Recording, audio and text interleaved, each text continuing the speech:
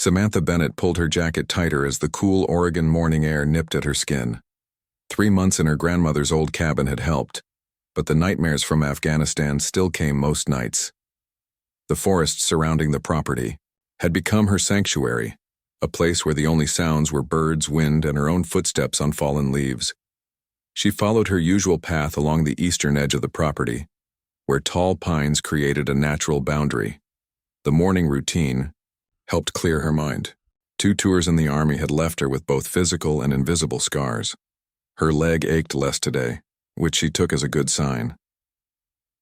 A strange noise stopped her. Samantha stood perfectly still, her military training kicking in automatically. She listened carefully, filtering out the normal forest sounds until she identified what had caught her attention. A low whimpering coming from behind a fallen log about 20 yards ahead. Samantha approached cautiously. As she got closer, she saw it was a dog, a German shepherd lying on its side. The animal watched her with intelligent eyes full of pain but showed no aggression. Its right hind leg had a nasty gash that was still bleeding. "Hey there," she said softly, crouching down a safe distance away. "What happened to you, buddy?" The dog's ears perked up at her voice, but it made no attempt to run or approach. Samantha noticed it had no collar. It didn't look like a stray, though its coat was too healthy despite the injury. "I'm going to help you, okay? But you have to trust me." Samantha slowly extended her hand, palm down, letting the dog sniff her from a distance. After a moment, the dog's tail gave a small wag. Taking this as permission, she moved closer until she could examine the wound. The cut was deep but clean, almost like it had been sliced with something sharp rather than torn. "That needs cleaning and bandaging. Will you let me take you back to my cabin?" The dog seemed to understand, struggling to its feet with a pained whine. Samantha removed her outer shirt, leaving just her tank top, and carefully wrapped it around the dog's injury as a temporary bandage. Then she gently lifted the animal, surprised at how light it was despite its size. "You're coming home with me, for now," she said, adjusting her grip. "I've got a first aid kit that'll fix you right up."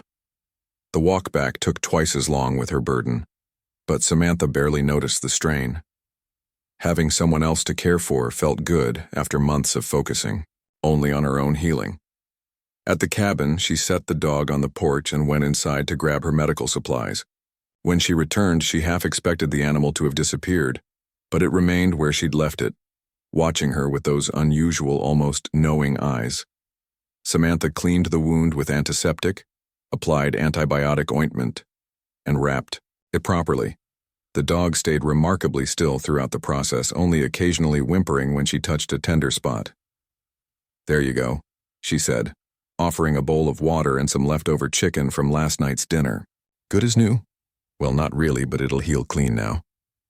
The dog drank thirstily but didn't touch the food. Instead, it stood up, testing its bandaged leg gingerly, then limped to the edge of the porch and looked back at her expectantly. "You want to leave already? You should rest that leg."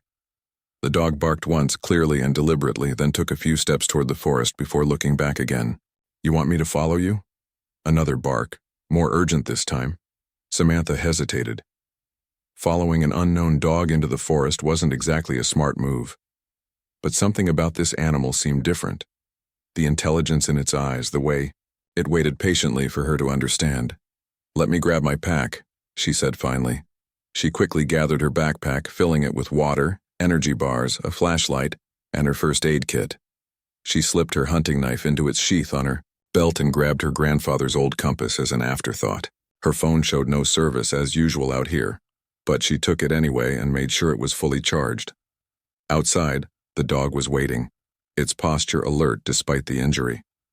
When it saw her emerge from the cabin, it gave what almost seemed like a nod of approval before turning toward the forest. "Lead the way, but take it slow," Samantha said. "That leg needs gentle treatment."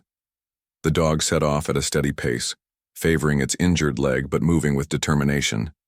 It followed no trail that Samantha recognized, heading northwest into dense forest beyond her grandmother's property line.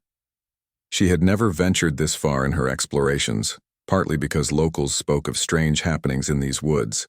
Old stories about mysterious lights and hikers who vanished without a trace had kept most people away for generations. An hour into their journey, Samantha noticed odd things about the forest. The birdsong had gradually faded until the woods were unnaturally quiet. Her watch had stopped working, and her phone, when she checked it, showed strange patterns of static across the screen before shutting down completely. "This is getting weird," she muttered, more to herself than the dog. The animal glanced back almost apologetically before continuing forward with even greater urgency. By mid-afternoon, Samantha's concern was growing. They had walked for hours, far longer than she had planned. Just as she was about to call a halt, insisting they turn back before darkness fell, the trees began to thin. Ahead, a small clearing appeared, bathed in the golden light of late afternoon sun. In the center of the clearing stood a cabin. It looked ordinary at first glance: weathered wood walls, a sloped roof, small porch out front. But as Samantha drew closer, details began to jump out at her. The cabin sat perfectly level despite the uneven ground beneath it. No moss or forest growth touched its walls, creating an unnatural perimeter of bare earth around the structure.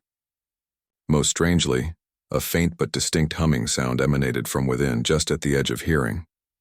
The dog ran ahead, its injury seemingly forgotten in its excitement. It bounded onto the porch and began scratching frantically at the door, which was slightly ajar. Samantha approached slowly, all her senses on high alert. The clearing was too perfectly circular, the cabin too precisely aligned. Everything about this place felt wrong. "Hello?" she called out. "Anyone home?" No answer came except the continued humming and the dog's urgent whining. As she reached the porch steps, she noticed a faint blue light pulsing through the cabin's single visible window. Her hand moved instinctively to the knife on her belt. Military training had taught her to trust her instincts, and right now, every instinct was screaming that she had found something extraordinary and potentially dangerous. The dog looked back at her, its eyes almost pleading. "Okay," she whispered, climbing the steps carefully. "But at the first sign of trouble, we're both out of here." She pushed the door open wider, revealing a dimly lit interior. The dog rushed inside without hesitation. Taking a deep breath, Samantha followed, stepping from the familiar world she knew into something entirely unexpected. Samantha stepped inside the cabin, her eyes adjusting to the dim blue light. The front room looked normal enough: a small table with 2 chairs, a wood stove in the corner, simple shelves stocked with canned goods. But something felt off. The furniture seemed unused, like props on a stage rather than actual living space. The dog had disappeared deeper into the cabin. Samantha followed cautiously, her hand still resting on her knife. "Hello? Anyone here? Your dog is hurt. I bandaged him up, but he might need more help." No one answered, but the humming sound grew stronger. As she moved past the front room, Samantha noticed how the cabin seemed larger inside than it had appeared from outside. The hallway stretched farther than should have been possible. "This doesn't make sense," she whispered to herself. At the end of the hallway, she found a door unlike the others.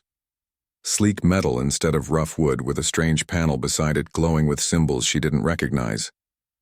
The dog sat in front of this door, staring at her expectantly. Samantha hesitated. Every instinct told her to turn around and leave, to forget she ever found this place. But the dog whined urgently, scratching at the metal door. "Okay, but this is crazy," she said, examining the panel. She reached out slowly and touched it. To her surprise, the door slid open silently, revealing a staircase leading down, illuminated by strips of blue light along the walls. The dog immediately bounded down the stairs, its injured leg apparently forgotten in its urgency. Samantha took a deep breath and followed, counting the steps as she descended. 27 steps later, she emerged into a space that couldn't possibly exist beneath a small forest cabin. The underground room was massive, at least 50 feet across in all directions, with a ceiling that rose 15 feet high. The walls were lined with technology unlike anything Samantha had ever seen, even during her time working with military intelligence. Screens displayed what looked like star maps, strange symbols flowing across them. Glass containers held materials that seemed to move and shift of their own accord. In the center of the room, a column of light pulsed rhythmically, casting the blue glow that filled the space. "What is this place?" Samantha breathed, turning slowly to take it all in. A noise from the far corner drew her attention. The dog stood beside what looked like a hospital bed, whimpering softly. On the bed lay a man, or what at first glance appeared to be a man. Samantha approached cautiously. The figure was tall and slender, dressed in a simple gray jumpsuit. His skin was pale, almost translucent in places, with a faint pattern visible beneath the surface. His features were human-like but subtly wrong, cheekbones too sharp, nose too flat, fingers too long. His chest rose and fell with shallow breaths. Samantha leaned closer, medical training kicking in as she assessed his condition. "Hey, can you hear me? Are you okay?" The man's eyes snapped open suddenly, startling Samantha backward. They were a deep violet color that seemed to glow from within. He stared at her with a mixture of surprise and alarm. "Dulath Marivan?" he gasped in a language Samantha had never heard. Then his expression changed and he spoke again, this time in heavily accented English. "You should not be here. No humans should know of this place yet." Samantha's hand returned to her knife. "Who are you? What is this place?" The man tried to sit up but winced in pain. Samantha noticed a dark stain on his jumpsuit. Blood or something like blood, though it had an unusual bluish tint. "I am called Adrian," he said after catching his breath. "This is Research Outpost Earth 7, and you are in great danger by being here." The dog nudged Adrian's hand, and he stroked its head weakly. "I see Sentinel found you. His choice is interesting." "Sentinel? Is that his name?" "He was injured. I helped him and he led me here," Samantha explained, keeping her distance. "Are you hurt too?" "I have some medical training." Adrian studied her face. "You are military. I can see it in your posture, your awareness." "Former Army." "2 tours in Afghanistan," Samantha confirmed. "Now answer my question. What is this place? You're clearly not from around here." A small smile crossed Adrian's face. "Perceptive.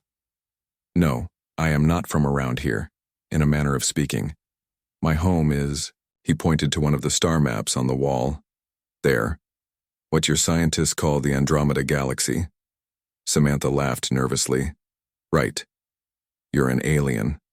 And I'm supposed to believe that? Believe what you wish, but it does not change what is true." Adrian's expression became serious. "My team has observed your planet for decades. We maintain this outpost to study Earth's development without interference. If that's true, why am I here? Why did your dog bring me? Sentinel is not merely a dog. He is a genetically engineered companion with enhanced intelligence. And he brought you because I am dying." Samantha glanced at the blue-tinged stain on his jumpsuit. "What happened?" Adrian's voice weakened. "Disagreement among my team. 3 weeks ago, we discovered something about humans. Something valuable. It divided us. Some, like me, wished to make contact. Others wanted to continue the mission as planned. The disagreement became violent." He gestured toward several other beds across the room. Samantha hadn't noticed them before, but now she saw they contained other figures, all perfectly still, with strange devices attached to their heads. Those were my colleagues. Now they are controlled by the others. I managed to escape, but not before they wounded me. The technology keeping me alive is failing." The dog, Sentinel, whined and pressed closer to Adrian. The man reached out his hand toward Samantha, revealing a faint glow beneath his skin that pulsed in time with the column of light in the center of the room. "Sentinel sensed something in you, a compatible neural pattern. He brought you because you can help me, because you might be willing to listen." "Listen to what?" Samantha asked, still struggling to process what she was seeing. "The truth about why we are here, the danger your species faces without even knowing it." Adrian's eyes locked with hers. "Your world stands at a crossroads, and decisions made now will determine whether humanity reaches the stars or falls back into darkness." Samantha took a step closer despite herself. "What kind of danger?" My people detected an anomaly 6 months ago, evidence that humans were approaching a breakthrough in quantum physics that would eventually lead to interstellar travel capabilities. Our original mission was to monitor, and if necessary, subtly prevent this discovery. Your species is not considered ready to join the wider galactic community. Adrian's breathing became labored and he paused to catch his breath before continuing. But we found something unexpected in our research. Humans possess a unique neural trait absent in all other known sentient species. A capacity for creative problem-solving that my civilization lost long ago. Some of us believe this gift could benefit both our worlds. Others fear it. Samantha's mind raced, trying to make sense of everything. So some of your team wants to help us and others want to hold us back? And they tried to kill you over this disagreement? Adrian nodded weakly. They believe they are protecting the established order. I believe they are making a terrible mistake. He reached for Samantha's hand. I need your help to contact certain scientists before it's too late. People who must be warned about what is coming. The lights in the facility flickered suddenly and a low alarm began to sound. Adrian's expression changed to one of fear. They have found us. We have very little time. The alarm continued to pulse through the underground facility. Adrian struggled to sit up, his face tight with pain. We need to secure this place, he said urgently. Help me to the main console. Samantha hesitated only briefly before moving. To support him. Whatever was happening, she was already involved too deeply to walk away. She slipped her arm around Adrian's waist and helped him stand. He was surprisingly light, and his skin felt unusually warm against hers. Over there. Adrian pointed to a curved panel across the room with more of the strange symbols flowing across its surface. As they moved slowly toward it, Sentinel ran ahead, positioning himself near the stairway entrance, ears alert and body tense. What exactly are we facing? Samantha asked, her military training kicking in. How many hostiles? What capabilities? Adrian's violet eyes glanced at her with newfound respect. 3 of my kind. They have abilities you would consider unusual. They can alter their appearance to blend with humans, and they possess enhanced strength and speed. They will be armed with energy weapons that can stun or kill. They reached the console, and Adrian placed his palm against its surface. The flowing symbols responded to his touch, rearranging themselves. A 3-dimensional map of the surrounding forest appeared above the console, with several red dots moving quickly toward their location. They will be here in less than 20 minutes, Adrian said grimly. What can we do? Fight? Run? Samantha watched the approaching dots with growing concern. Adrian shook his head. Neither option is viable. I am too weak to travel far, and direct confrontation would be unwise. He manipulated the console again, and a new image appeared, a complex diagram that Samantha couldn't begin to understand. This is what they want to destroy, Adrian explained. Research proving that human neural patterns contain unique structures absent in all other known sentient species. Your brains process information differently than ours, more creatively, with surprising leaps of insight that our more logical minds struggle to achieve. Samantha frowned. So your people are smarter than us, but we're more creative? A crude simplification, but essentially correct. My civilization achieved technological wonders thousands of years ago, but we've stagnated for centuries. Our development has plateaued, while yours accelerates exponentially.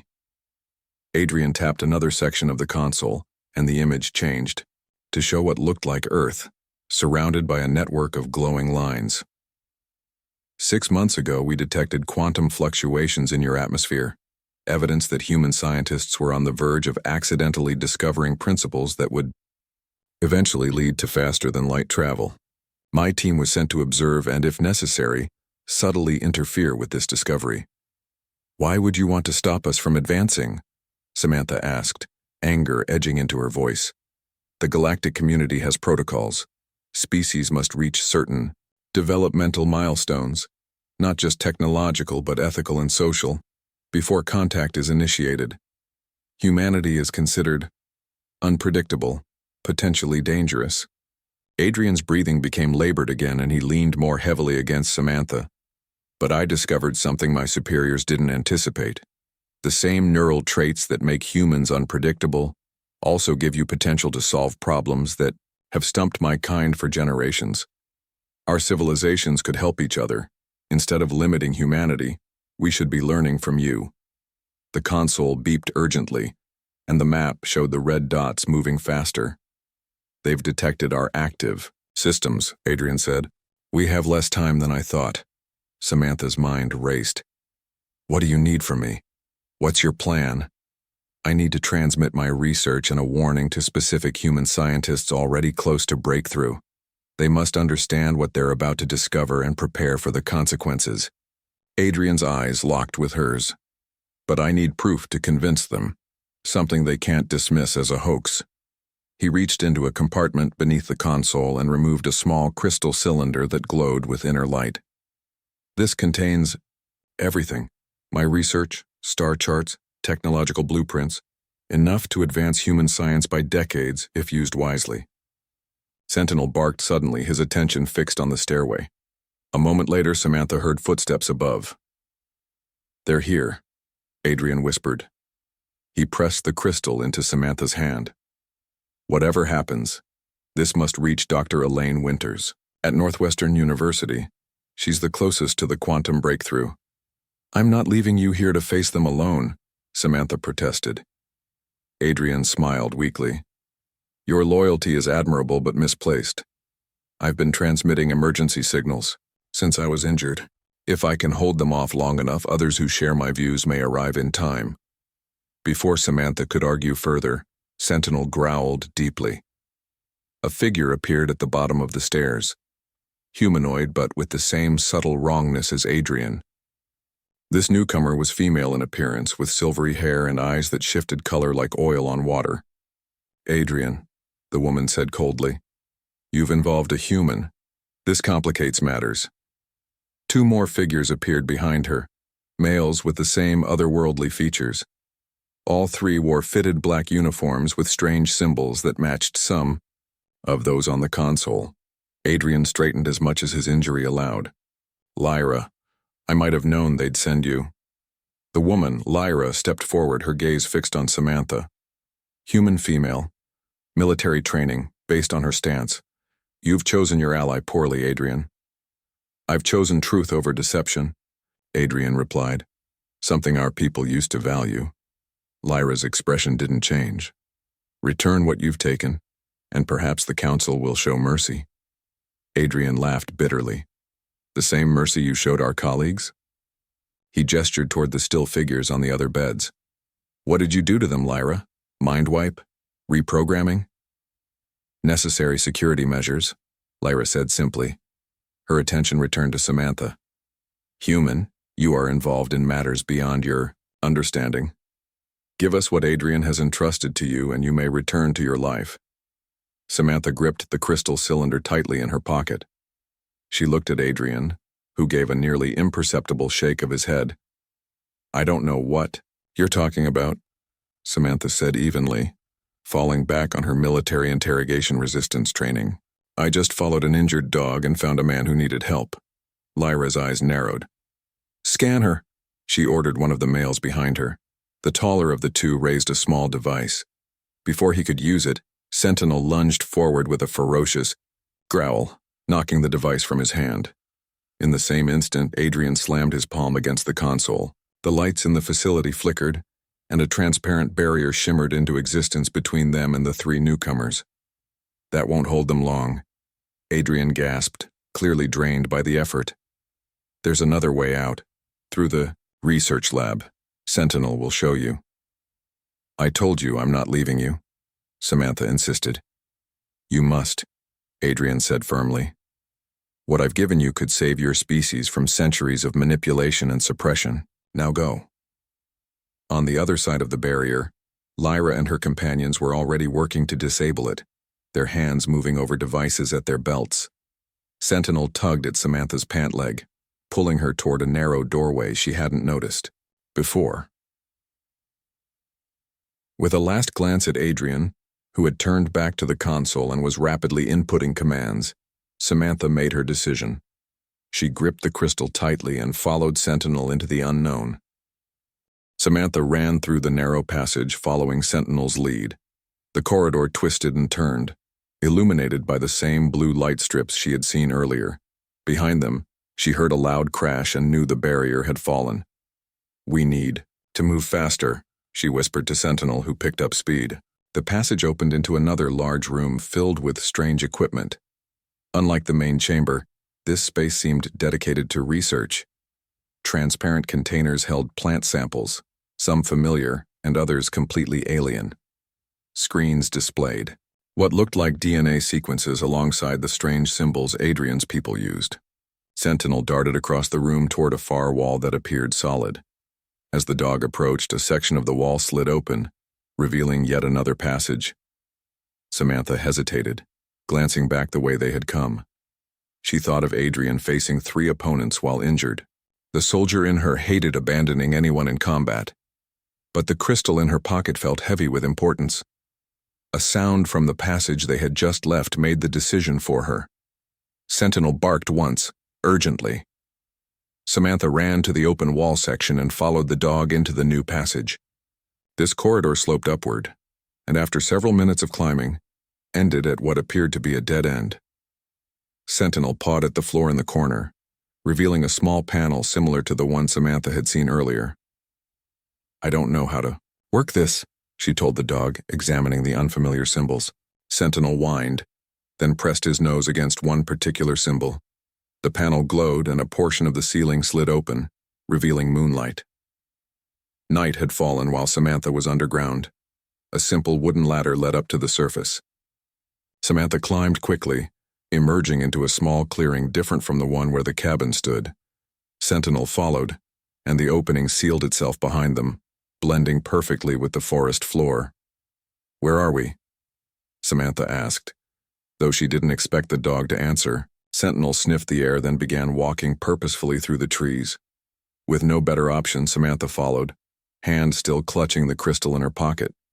She checked her phone and watch, but both remained dead. After walking for about 20 minutes, Samantha recognized landmarks that told her they were heading back toward her grandmother's property. The realization brought some comfort. At least she wasn't completely lost. Suddenly, Sentinel froze, ears perked forward. Samantha instinctively dropped to a crouch, scanning the area for threats. A moment later, she heard voices, human voices, approaching from the east. "I'm telling you, Frank, I saw lights out here last night. Blue lights moving through the trees. Probably just kids with flashlights, Pete, or maybe those researchers from the university." 2 men came into view about 50 yards away, carrying rifles and wearing hunting gear. Locals by the sound of their accents. Sentinel pressed against Samantha's leg, unusually still. She waited until the men passed out of sight before standing again. "Good call," she whispered to the dog. "We don't need more complications." They continued toward Samantha's cabin, more cautiously now. When they finally reached the edge of her grandmother's property, Samantha felt a wave of relief. Her cabin looked normal, untouched, a beacon of familiarity after everything she had experienced. Inside, Samantha locked the doors and closed all the curtains. She filled a bowl with water for Sentinel, who drank thirstily, then checked his injured leg. Surprisingly, the wound looked significantly better than it had that morning. Almost healed, in fact. Another sign of his unusual nature. Samantha placed the crystal on her kitchen table and studied it in the lamplight. It was about 6 inches long, with an inner glow that pulsed gently. No obvious way to access whatever information it contained. "How am I supposed to get this to Dr. Winters?" she wondered aloud. Sentinel watched her, head tilted, then walked to her laptop sitting on the counter. The dog nudged it with his nose, looking back at Samantha meaningfully. Worth a try, I guess. She opened the computer and searched for Dr. Elaine Winters at Northwestern University. Several results appeared. Articles, research papers, a faculty profile. Dr. Winters was a quantum physicist specializing in theoretical models of space-time manipulation. Her most recent published work, discussed potential breakthroughs in quantum entanglement across vast distances. "This is definitely our person," Samantha told Sentinel. "But we can't just email her and say, 'Hey, an alien gave me this crystal with advanced technology.' We need proof." Samantha studied the crystal again, turning it slowly in her hands. As she rotated it, she noticed that certain angles made the glow intensify.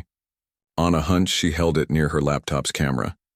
Immediately, the screen flickered and a new window opened, filled with the same strange symbols she had seen in Adrian's facility.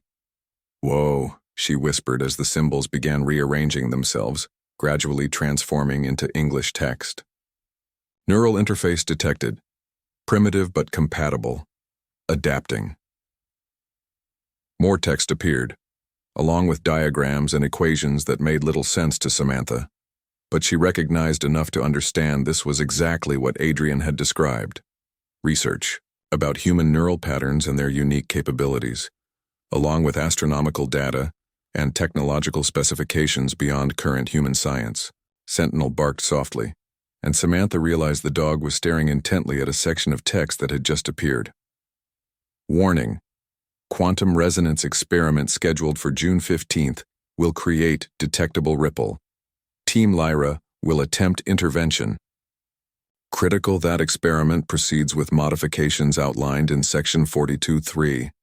Samantha checked the date on her laptop. June 12th. 3 days until whatever experiment Dr. Winters was planning. Her military training kicked in, organizing her thoughts into a clear plan of action. First, she needed to contact Dr. Winters securely. Second, she needed proof that would convince the scientists this wasn't a hoax. Third, she needed to stay ahead of Lyra and her team, who would surely be hunting for the crystal. Samantha opened her email, then paused. Too easily traced. Instead, she searched for a secure messaging platform and created a new account. "I need someone who can vouch for me," she murmured. "Someone Dr. Winters might trust." An idea struck her. During her second tour in Afghanistan, Samantha had worked briefly with a special operations unit that investigated unusual phenomena, things the military couldn't easily explain. Her former commanding officer, Major Greg Donovan, now worked in a specialized department that might have connections to scientific research, like Dr. Winters. Samantha found her old military contact book and located Donovan's personal number. As she reached for her landline phone, the only working communication device in the cabin, Sentinel suddenly growled, staring at the window. Samantha killed the lights and moved carefully to peek through the curtains. In the moonlight, she could make out a figure standing at the edge of the clearing, too far away to identify clearly but definitely not a local hunter. The stance was wrong, too perfect and still. "They found us already," she whispered to Sentinel. "We need to move now." Samantha moved quickly, gathering essential supplies into her backpack. The crystal went into an inner pocket of her jacket, close to her body. She grabbed her hunting knife, a flashlight, water, and energy bars. "We need to use the back door," she whispered to Sentinel. The dog seemed to understand, moving silently toward the rear of the cabin. Samantha scribbled a quick note with Major Donovan's contact information and Dr. Winters' name, then folded it into her pocket as backup. She took one last look around the cabin that had been her sanctuary for the past 3 months, then slipped out the back door into the darkness, Sentinel at her heels. They kept to the shadows, using the trees for cover. Samantha's military training served her well as they moved silently through the forest. Her plan was to circle around to where she had parked her old truck, hidden from view of the main cabin. They had covered about half the distance when Sentinel suddenly stopped, hackles raised. Samantha froze, listening intently. At first, she heard nothing beyond normal night sounds. Then she caught it. Footsteps, too light and too precise to be human, coming from their right. Samantha pointed left, and Sentinel immediately changed direction. They moved faster now, no longer trying to reach the truck. It was too obvious a target. Instead, Samantha headed deeper into the forest, away from any path or trail. After 15 minutes of careful movement, she paused to get her bearings. They had put some distance between themselves and their pursuer, but Samantha had no illusions about their situation. These weren't ordinary hunters tracking them. "We need help," she told Sentinel quietly. Her phone was still dead, and she was miles from the nearest neighbor. Sentinel whined softly, then tugged at her pant leg, pulling her in a specific direction. Samantha hesitated only briefly before following. The dog had proven trustworthy, so far they traveled for nearly an hour, moving steadily uphill. The terrain became rockier with fewer trees. Eventually, they reached a small plateau overlooking the valley where Samantha's cabin stood. From this vantage point, she could see tiny lights moving through the forest below, at least 3 separate lights searching in a coordinated pattern. "They've called in reinforcements," Samantha murmured. Sentinel led her to what appeared to be a solid rock face, then stopped and sat down, looking at her expectantly. Another hidden entrance? Samantha ran her hands over the rock, finding nothing unusual. Then she noticed Sentinel watching her hands. The dog looked pointedly at the pocket where she had stored the crystal. Understanding dawned. Samantha pulled out the crystal and held it toward the rock face. A previously invisible seam glowed briefly, and a section of stone slid silently aside, revealing a small cave. Inside, Samantha discovered another outpost, much smaller than the cabin facility but clearly of the same origin. A single console stood in the center of the cave, its surface dark, until Samantha approached with the crystal. Light flickered across the console and a holographic display appeared above it. Sentinel barked once, then moved to a circular pad in the corner. The pad glowed as the dog stepped onto it. A beam of light scanned Sentinel from head to tail, and the console display changed, showing what appeared to be a communication interface. A voice spoke from the console, the words in English, but the accent similar to Adrian's. "Emergency protocol activated. Sentinel unit identified. State nature of emergency." Samantha approached cautiously. "Adrian is injured, possibly captured. His team turned against him. He gave me a data crystal to deliver to Dr. Elaine Winters." The console processed this information. "Identity confirmation required." Sentinel barked again, and the beam of light that had scanned the dog now moved to Samantha. She stood still, allowing it to complete its assessment. Human identity confirmed. Samantha Bennett, former United States Army, 2 tours Afghanistan, currently on medical leave. The voice paused. "You possess critical research data. Connection to primary network impossible at this time. Local assistance required." The holographic display changed to show a map of the region.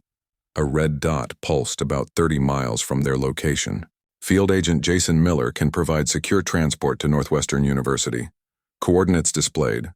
Communication blackout in effect. All local outposts compromised." Samantha studied the map, committing the location to memory. "Who is Jason Miller?" "Human ally. Aware of our existence. Trustworthy." Before Samantha could ask more questions, Sentinel growled, staring at the cave entrance. The stone door was still closed, but a faint humming sound came from outside. "Detection technology activated nearby," the console warned. "This location no longer secure. Countdown to self-destruct initiated." "What? Wait," Samantha protested. "Standard protocol. No data will remain for unauthorized access. You have 3 minutes to evacuate. Alternative exit behind this console." The holographic display vanished, and a section of the back wall slid open, revealing a narrow tunnel lit by the same blue strip Samantha had seen before. "Come on, Sentinel," Samantha called, rushing toward the tunnel. The dog followed quickly. They had just entered the passage when Samantha heard the stone door at the main entrance slide open. She didn't look back, focusing instead on moving as fast as possible through the winding tunnel. Behind them she heard voices, then a low rumble that grew rapidly louder. The tunnel sloped upward, eventually ending at a small opening partially covered by bushes. Samantha and Sentinel emerged onto a forested ridge just as a muffled explosion shook the ground. A plume of dust rose from the hillside about 50 yards away. "That'll slow them down," Samantha said grimly. She oriented herself using the stars, identifying the direction they needed to travel to reach the coordinates for Jason Miller. They set off at a steady pace, keeping to high ground where possible to avoid leaving obvious tracks. As dawn broke, Samantha spotted a road in the distance. They would need to cross it to continue toward their destination. They waited in the cover of trees, watching for any unusual traffic. After 20 minutes with only two normal-looking pickup trucks passing by, Samantha decided it was safe enough. "Quick and quiet," she told Sentinel. They crossed the road swiftly and disappeared into the forest on the other side. By mid-morning, exhaustion was setting in. They had been moving for hours with only brief rests. Samantha found a small stream and stopped to refill her water bottle and let Sentinel drink.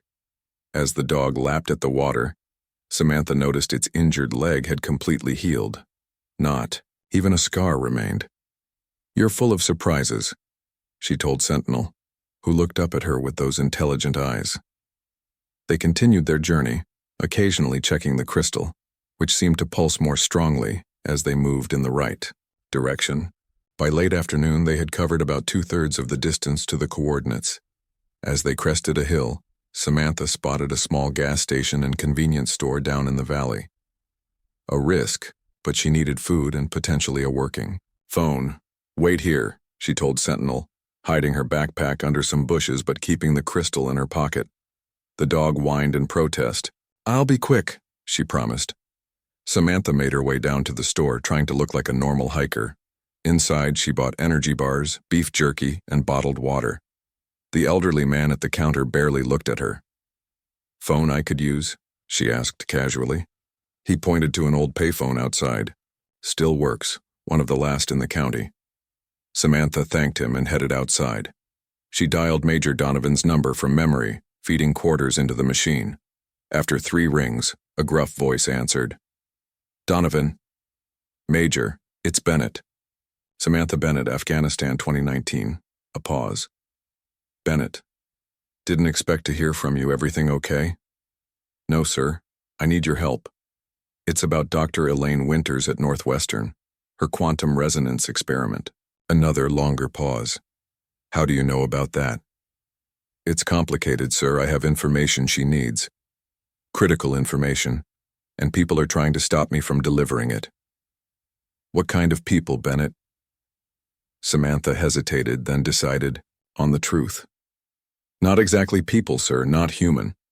To her surprise, Donovan didn't dismiss her. Instead, his voice dropped lower. "Where are you?" She gave him the name of the gas station. "Stay there. I'm sending someone. 30 minutes. He paused. "And Bennett, be careful who you trust." The line went dead. Samantha hung up and quickly returned to where Sentinel waited. As she approached, the dog stood alert, staring past her down the hill. Samantha turned and saw a black SUV pulling into the gas station. Nothing unusual about that, except for the driver who stepped out. A woman with silvery hair who moved, with unnatural grace. "Lyra," Samantha whispered. "How did she find us?" Sentinel tugged urgently at her sleeve, pulling her deeper into the forest, away from the road. Samantha followed, knowing they had to keep moving. Help was coming, but so were their pursuers. The final race had begun.